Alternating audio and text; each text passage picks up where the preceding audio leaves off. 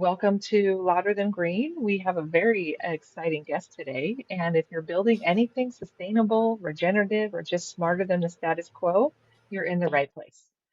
So if you're just tuning in with us, we are Green That Dream. And we don't just help businesses go green, we help them flourish without the fluff. That means smarter systems, cleaner growth, and strategies that actually move the needle for people, planet, and profit. So if you're ready to take your business to the next level, stick around. And if you want a free growth consultation, please head over to greenthatdream.com or just DM us the word growth. Alrighty, let's get into it. So today we have on Miss Cora Castle. Thank you so much for being here with us today, Cora. It's my pleasure. I couldn't think of a place I would rather be than sitting here chatting with you, Aimee. Amazing. I'm so excited about this. So, Cora Castle is a change agent at the forefront of sustainability, workforce innovation, and AI integrated systems design. With over a decade of cross-sector experience from consulting Fortune 100 firms to advising government agencies, Cora helps organizations reimagine operations through the lenses of circular economy, ethical AI, and inclusive systems transformation. She currently leads at the intersection of emerging tech, workforce strategy, and climate innovation, helping businesses turn big challenges into scalable, regenerative solutions. Cora, I'm so excited to have you on today. Thank you very much for being here. You have one of the most wide-angle views of sustainability that I've seen. So let's start from the beginning. How did this journey start for you? Yeah, so when I graduated from college, I actually became a application developer at a Delaware consumer credit uh, company, and that kind of grew into a career in telecommunications, which kind of spun out into sort of IT leadership. And ultimately, I kind of decided that consumer credit was a little soul sucking. And I decided that, I really should do something better with my life. And at the time, I was suffering very deeply from gender dysphoria. And that kind of held me back a lot. And so I spent a lot of time as sort of a wage slave, like collecting my paycheck and trying not to make too many waves. But about 15 years ago, I made the decision that I really needed to transition, and that changed so many things in my life. It probably doesn't come as a big surprise. Um, but and one of the things that happens to a lot of trans folk when we transition is we kind of do that with the automatic assumption that we can live a life of impact, or we can live life authentically. But many of us kind of make the transition under the assumption that you simply can't do both, because Hmm. we assume that people are going to ridicule us and not take us seriously. Hmm. And that was the case with me. So I, kind of scuttled around doing my day job stuff, dreaming of doing something impactful, and sort of believing that it wasn't possible. And that was up until 2016, when I happened to be watching a political convention, and someone that I respect very deeply, named Sarah McBride, spoke to the nation, and I guess really actually the world. I mean, our political conventions are pretty big news around the world. And when that happened, I realized that I had sold myself a lie. And that not only did I have an opportunity to lead a life of impact, but that I actually had an obligation to do so. Hmm. Hmm. So that kind of catalyzed action in me. And I decided that very night, as a matter of fact, that I was going to use my time and talent and treasure in any way that I could against the biggest problem that I felt like I could actually affect. And um, perhaps audaciously, I believed that I could make an impact against climate change. And so I went into some business accelerators and found a business idea. And ultimately, I landed on this notion that at the time, electric vehicles had been around, but they weren't like super pervasive. Like you might see one driving around every day. Maybe many days you wouldn't see one. That was the late 20 teens. And as I was sort of developing this business idea, what I encountered was that there's a very big sort of break between the benefits of electric vehicles, which are numerous, but largely equate to financial benefits, time benefits, and obviously environmental benefits. But what I realized is that the time benefit of electric vehicles that most electric vehicle owners realize today is because they have the opportunity to charge their vehicle where they live. And Hmm. so as I was researching my business idea, I realized that there's this huge, huge disconnect in the entire EV story in the United States. And that disconnect is that EVs are really only for people who have single family homes today. If you don't have a single family home, our economy is simply not interested in doing what's necessary to get you an electric vehicle. So I dusted off my electrical engineering degree and I started working on the technical solution to the problem, which maybe we'll talk about later. As I was going through that, I realized that it wasn't just a technical problem. There is a substantial policy problem in providing, any kind of a guarantee to people who live, for instance, in municipal communities or live in other communities that have lot style parking, which, by the way, is about half of America, right? I'm So sure. Yeah. about half of America has, a single family lives in single family dwellings where they could deploy traditional EV chargers. But everybody else is basically left out in the cold. So I realized that I wasn't going to be able to solve this problem with my engineering hat alone. And it was about the time that I realized that strangely and miraculously, I came to the realization that Sarah McBride was not only somebody that I admired very deeply and who had inspired me to sort of like get in the game, but she was actually a Delaware resident. So I'm a Yeah. Delaware resident. So I became aware of the fact that Sarah was a Delaware resident, and not only that, astoundingly, she was running to become a state senator in Delaware, and even more outstandingly strange than that, she was actually running for my Senate district. Yeah. Nice. I mean, and it was just such a strange like series of coincidences, and yeah, it was just this weird syzygy of like all these things fell into alignment at the same time. And so, what else could I do? I, dropped everything, and I went to her next political rally, and I've been at every political rally for Sarah ever since.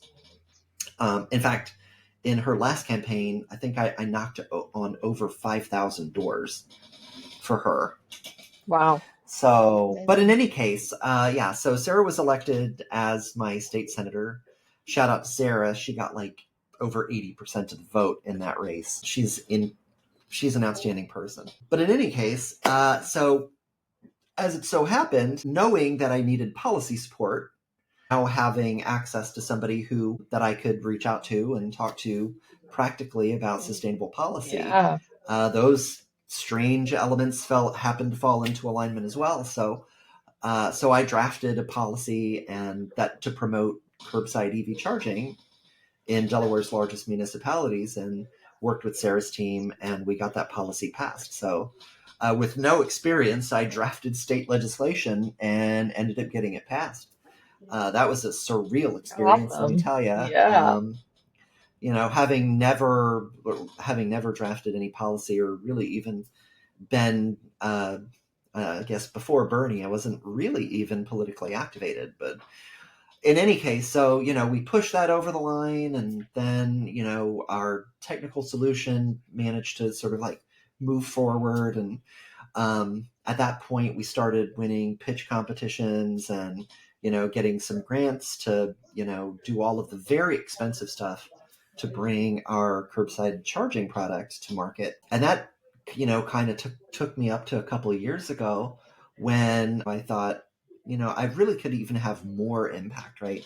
So I had Hmm. this this initial experience of working with Sarah in the legislature, and I was like, I could do more. So I went out and applied to become a member of the Delaware chapter of the Sierra Club's board, and fortunately they saw value in my application, and so I went to work for Sierra Club. And for any of your listeners who don't know, the Sierra Club is the largest environmental nonprofit in the country. And so they do amazing work here in Delaware. Shout out to Sierra Club Delaware. They're all over it. The club is all over it regarding land use, Yeah, responsible land use, they do a equitable lot. land use. Yeah, they're everywhere. A staff member who was then a county executive, Matt Meyer. So Matt, a member of his staff, reached out to me and said, we think you'd be really good. You'd be a great fit for the Newcastle County Board of Adjustment. And practically nobody knows what boards of adjustment do. And just again, for the listeners, boards of adjustment, actually, they adjudicate cases where property owners want to do something on their property that might be, maybe slightly outside the lines of the, development code or stuff like that. So I joined that like a year and a half ago, and I've learned so much about how land is used and what's okay and what isn't okay, and how land use code really affects people in a very deep and meaningful way, even people who don't have to interact with UDC on a daily basis. It creates the framework under which Hmm. everyone lives.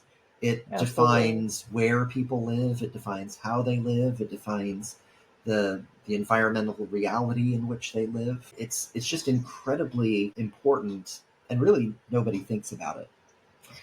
And so I did that, and then the most recent thing is, Matt tapped me again after he was elected to governor to ask me to chair the state's LGBTQ commission, which has been incredibly rewarding and fulfilling. The team that I'm working with over there has just been amazing. But so you're not wrong. I have a lot of hats. I Yeah. have a foot in more than 2 feet apparently, but I've got one of them in public policy, land use, equity, sustainability, and obviously transportation.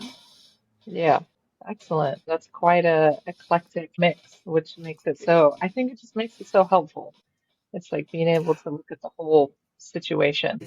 I've discovered it's critically important. The problems that face society today, they're like hydras, right? They have, like, every problem has more than one head, and so it really requires somebody with a multidisciplinary view of what is going on in order to actively, in order to be able to put their hand on the lever so that they can try to move levers. Exactly. It's almost like functional medicine. It's like being able to look at the whole picture, and knowing all of those little parts to this entire system. So, yeah, do you have a recent project that you want to share that really has fired you up, or maybe one that's really challenging, your assumptions? I think one of the things that has been, I think, most surprising to me is that, and I hate to say this, but everybody wants sustainability to succeed. But there's also this strange, almost countercultural instinct that many people have to restrain people who are trying to move envelopes, right? Even people who you would normally expect to sort of like be in your corner. There's this constant pressure to sort of like slow your roll, like you're trying to do too much too fast, right? But then I look at people who are out there actually making differences and doing things that are moving the needle, right? Not just moving the needle, but moving the whole damn measurement system. Like, they're picking the measurement system up and putting it in the next state. And as much as I disagree with a lot of the policy that Elon Musk talks about, he is incredibly effective at getting things done. Hmm. And one thing I have learned from him is that don't take no for an answer. When Right. you know you're on the right path and you know that you have constituents that need support, you need to not listen to those people who say slow your roll. you need to put your foot on the gas and you need to keep moving as quickly as possible. Yeah. I mean, I think like the intention, right? The intention of the movement requires, like, I think speed is great, but it's also, if it's intentional and done with purpose, then we can, I think it like leads to good. But yeah, that, and you have to bring people with you.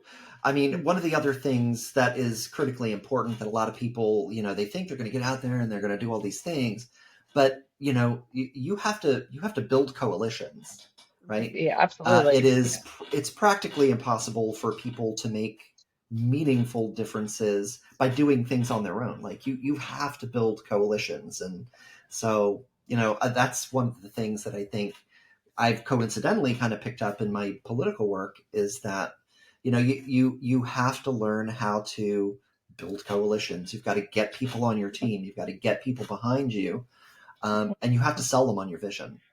Yeah, absolutely.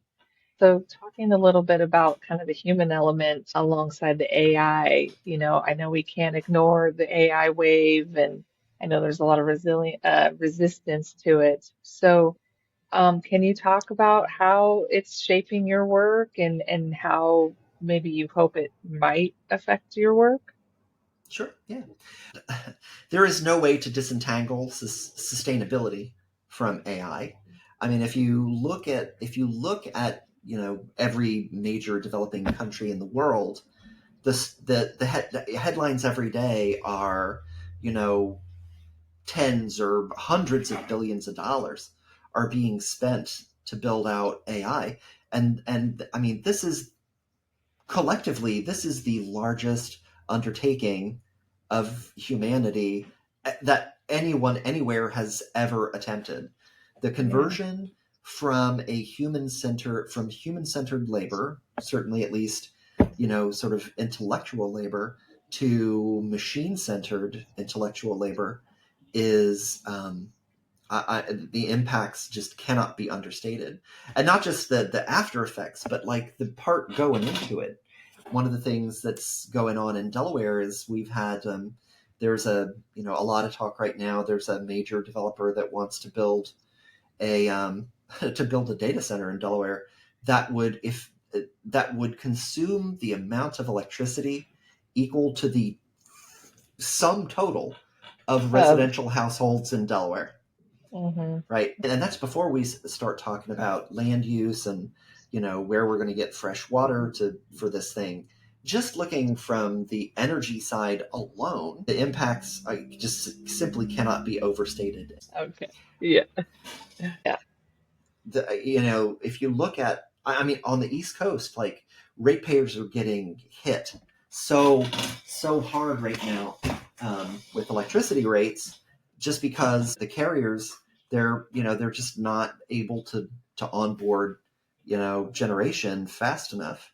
Right. There's all of these opportunities to bring on sustainable energy, and again, a lot of this turns into land use decisions. Where are we going to put substations? Not in my backyard. But I think directly in terms of AI, I'm a pretty heavy user of AI. I use it on the regular, and it has become kind of outstanding. I think this is an interesting question that you would ask the day after the launch of ChatGPT 5, which I have used. I have tested, and it's pretty impressive. And I thought their previous products were pretty impressive as well. But ChatGPT 5 is kind of head and shoulders above anything that I've used beyond that. Yeah. But the point is that we have to, as I think it's absolutely necessary. There's a lot of ethical questions around AI, and when people think about AI and ethics, they think, what are we going to do about labor? What are we going to do about jobs? What about this sector? What about that sector? And those are incredibly impactful. I mean, obviously,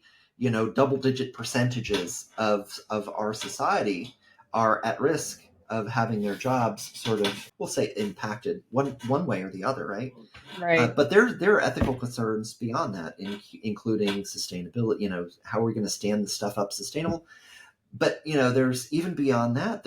It's an onion, right? I mean, I think a real concern about who is going to control the future of hmm AI. right? Hmm. So it would be very easy to stand up and say, oh, we shouldn't do AI because the impact to the environment and to you know the impact to the environment is simply too great. But the problem is that we could set those policies, but even if we did, that doesn't mean that Iran or the Soviet Union or most particularly China aren't going to pursue this, and maybe they won't have the same moral benchmarks that we're using, right? So I think it's kind of unfortunate that we don't have sort of a global governing body for this, but given that we don't, I feel like we're morally obligated to be in the AI race. Right. And yeah, to stay part of it, right? So we can have a voice in it. So we're not just like, I mean, we have to be in it to have some say. Yeah, that's interesting about the Chat GPT 5. I haven't got to use it yet. So, do you think it's possible for AI to be green? Well, I ran the numbers on this the other day, and this particular data center that I was referencing earlier, the one that we were thinking about building in Delaware, if I ran the numbers on this again, engineering hat on, electrical engineer here, in order to power this particular data center here in Delaware, using only solar. Wind is onshore wind is not a is kind of a non-starter in Delaware. We have one of the least windy states in the country. Uh, but a solar facility to support that particular data center, and this, by the way, if it were built, it would be the sixth largest data center in the United States. If we were going to power it off of solar, and this is such a great question, I love that you asked this because a lot of people, I think, would be surprised to hear that to build this data center in Delaware and power it with solar would consume 4% of Delaware's land mass just for solar panels. Wow. So 4% of the land mass for solar powers to power what the data center energy needs. Yep, that's exactly right. And I think the thing is, Wow. people think data center, and most people have worked in an office building that had a data center. Maybe it's 50 yards by 50 yards. That is not what we're talking about here. Like we're talking about something that is would literally affect residents in the across the entire state of Delaware. Right. And then I'm sure you could use this similar metric anywhere, right? Like certain amount of solar. There's an interesting thing about solar, right? The main metric that you always look at with solar is how many sunny hours there are in a Yeah, particular I guess area. you're right. Yeah. So there are places that there are states, obviously Sunbelt states where it would be more efficient to stand up that center. Yeah, and also larger states. I mean, I'm Delaware's daughter, so I think of things in terms of Delaware. But obviously, if we were going to, obviously, what 4% of Delaware's land mass would be, almost a spitting in the ocean if we were talking about standing up the same data center in Nevada. Yeah, exactly. So, okay, I gotcha. So, yeah, let's talk about some challenges. I mean, you've seen a lot of organizations kind of stall out. Where do you think that organizations are getting stuck? Do you see problems with strategy, culture, what something else? Specifically relating to AI. No, no, just in general with organizations and how they operate, businesses. So in terms of sustainability, Yeah, yeah, I think the issue with companies getting stuck with sustainability is there is the first thing is that there is simply a lot of disinformation out there yeah, about sustainable generation. Clearly, there are a lot of special interests that have very and that they have a lot of interest in muddying the waters and making it unclear for people who might otherwise consider adding sustainable generation to the grid. That it's really kind of in their best interest to muddy the waters and slow things and just make it very, very difficult and again, I try not to get too political here, but we have an issue where we have one political party in this country that is, in my view, somewhat more interested in protecting the financial interests of the financial fuel industry than protecting the planet that we all share. Yes. And that is very clearly problematic. So once you have, these moneyed interests that are putting their finger on the scale and promoting all this disinformation and misinformation about sustainable energy, and you put a protective shell around that, you put a protective political shell around them, that becomes a very, very difficult nut to crack. And I think a lot of otherwise well-meaning companies have a really difficult time getting messaging that is truthful and meaningful, and also would help move everybody towards a system that is perhaps less damaging to the planet that we all share. Right. Right. But I think it's mostly messaging. It's mostly there's a lot of politics involved, and it comes down to money. Yeah, of course, right? That's like a big part of it. That's great. So, talking about like regenerative practices and whatnot, you kind of already answered it when we talk about what holds businesses back from operating from a regenerative standpoint, would you say is money? But like beyond that, like are there other things that are holding people or companies back? Yeah, well, I think there's a very specific perception that sustainable energy is not cost competitive. I think Right. that is an incredibly harmful narrative that has been repeated so often that there's just that is like the thing. I mean, a lot of people just won't even, a lot of business owners, a lot of like, people, developers and whatever, they're not even entertaining the notion of supporting sustainable energy because, they walk into every, land use decision or development meeting under the assumption that sustainable energy is not Mm. financially sustainable, Right. which I think is absolutely, I think is so interesting because, if gasoline fell out of the sky for free, Yeah. Yeah. like I don't think anybody would question whether it would be worth your time to stop and pick it up. But the truth is, energy literally falls from the sky, and unfortunately, there's just been so many people that have been so successful in building these incorrect narratives that it's just not economical to bend over and pick it up. Right. Yeah, that's interesting. Yeah, it's like we've gone down there's always going to be a winner in terms of whose voice gets heard more. And so the narrative has been for gas Yeah, for yeah. for Well, it's too long. fossil fuels writ Yeah. large, but Yeah. that's why it's so important for people to like, people of good conscience, people who are concerned about equity and sustainability. Hmm. Hmm. These people need to get in the game. Yeah. People who say that they really care about what's going on, they need to apply to nonprofit boards, get out there, get in rooms that where decisions are being made, right? Everybody needs to put their voice into the conversation because bad things Mm. happen when good people's voices aren't heard. Exactly. Yeah. And it's always, I don't know, I feel like usually the loudest voice is not usually the best message. Well, they're usually people. They're again, it's the loudest voices usually have the biggest megaphone, and big megaphones are expensive, right? That just the only way Exactly. the only way to Exactly. the only way that you can counter that is with elbow grease. Like you just Right. have to out hustle. You have to out Hmm. hustle the haters, right?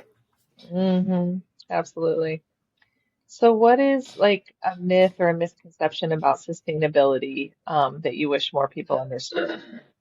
Oh, the first one is exactly what I just said, is that sustainable energy isn't financially Yeah. sustainable. It absolutely is. If people would just wrap their head around the idea that free energy falls out of the sky, maybe we should stoop and pick it up and put those electrons to use. That that Yep. is that is I think by far the most damaging myth that has been perpetrated by moneyed interests, and really do the most to prevent further development, faster development in not only solar technology, but obviously other sustainable technologies like wind, geothermal, tidal. I think tidal is something that I'm super interested in. I think a lot of these tidal experimental stations that are out there today are just incredibly interesting, super innovative. Yeah, yeah, that's really cool. Yeah, but it's interesting, you brought it up, and I've had several other guests bring it up, the misinformation, and and that just seems to be a common thread. And I don't know if I'm sure that's in a lot of industries. Misinformation today is not limited to sustainable energy Sure. or And sustainable practices. I mean, misinformation just kind of runs runs. across the board. Like anywhere anybody stands to gain, Yeah. there's you're likely to find a misinformation campaign. So if you could wave a wand and shift one thing in your industry right now, what would it be? Oh gosh, that is a really good question. If I could wave one thing, it would probably be I would love to see a national law passed that guarantees Americans the right to curbside electric to residential EV charging. I think that would unlock I mean, that would overnight, that would double opportunity to get electric vehicles into Americans' hands. And the outstanding thing about that is obviously the environmental benefits of expanded EV ownership would be. I mean, the best thing. This is one of the things that I love about electric vehicles. One of the things I love about electric vehicles is that if I go purchase an electric vehicle, or my neighbor goes and purchases an electric vehicle, that benefits somebody in southern Brazil. That benefits somebody living in Northern Ireland, right? The benefits of electric vehicle purchase are not local; it's global. So that act of making it easier to get an electric vehicle into even just one more person's hands, right, Right. is so critical. And doubling the size of the EV market in the United States would just be incredible. And that's to say nothing about the financial benefits that people would realize over the full lifespan of the vehicle, and the time benefits. I mean, imagine, like, everybody spends. I mean, we've kind of trained ourselves to ignore the fact that we spend, upwards of a half an hour every week going to fuel gasoline burning cars. Yeah. You drive 10 minutes to the gas station, you sit there for 10 minutes, and then you drive, to, wherever else you were going to go. Like, that adds up. That's, if Yeah. you look at a year, that's 100 hours. That's 100 hours Yeah. of time. But if Yeah. you had access to, or what would you do with 100 free hours? That's 4 free days. What would you do with that time every year if you never had to go to a gas station again? Right? I mean, Absolutely. time is the one thing that you cannot purchase. Like, nobody can get time back. So, like, Yeah. you even giving somebody an extra hour one day, but like Yeah. 4 days a year, like, that's meaningful. That would make a meaningful impact to everyday people's lives. Absolutely. So, what can you talk about just one of the things you're working on right now that's maybe coming to a close, or a bigger project, or something that you want to share about some current work? Yeah, I think the biggest thing that I have most recently launched is this working with Governor Meyer on the LGBTQ campaign, and that has just been outstanding. We have full reign to investigate any issue that is happening in state and is affecting our constituents, but it's really empowering. I mean, I can literally get on the phone, call up state agencies, and say, "Hey, I need a Hmm. report," or we need testimony at a hearing. Like, that is just outstanding, and it's I really hope that I'm going to be able to really bring real information in and real transparency to real Delawareans, to say, this is stuff that is actually happening. These are substantive, quantifiable steps we can take to improve the lives of everyday Delawareans. And one of the things that I think that is really interesting about this project, working on the commission, that occurred to me is that if we improve the lives of 10%, if you improve the lives of 10% of Delawareans, people, that doesn't, in much the same way that buying an electric vehicle doesn't just benefit the person who owns the electric vehicle, increasing the social cohesion of 10% of the people who live in our society, that benefits everybody. That creates a rising tide that floats all boats. And Absolutely. so, to a large extent, I like to fantasize that, my Yeah. constituents are not, Delaware's LGBTQ, community, but really bringing the Delaware LGBTQ community to everyday efforts, and making it possible for everyone to work together and Yeah. really create a society where we don't have these preconceived notions, and we don't have these kind of closed off ideas and ideations Mhm. about what is this person capable of, what is that person not capable of. I Yeah. mean, I'm one of the best examples I can imagine of somebody who would have guaranteed, would have promised you that there was no way for a woman like me to to have a life of meaning. But the truth is, when you create opportunity, either by example or by setting policy or by creating technological solutions, or changing land use decisions, when you create these opportunities, it has this incredible knock-on effect. It's like knocking down an entire series of dominoes. And like Yeah. me, I went from being like a day laborer to being like somebody who, I now run a nonprofit company. I run a for-profit company. I, chair a state commission. I, work with boards across the state, and, constituents across the state, and, and legislators too. Yeah, it's really sobering to think, all it takes is that one little, just a tiny little nudge to get off the Yeah. sofa and get in the game, and Yeah. and really anything becomes possible. Absolutely.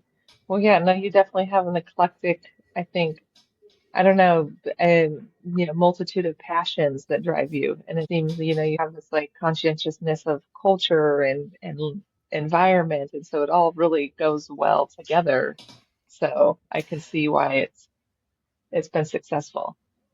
It might be said that I read too many comic books as a child, and perhaps I have a superhero complex.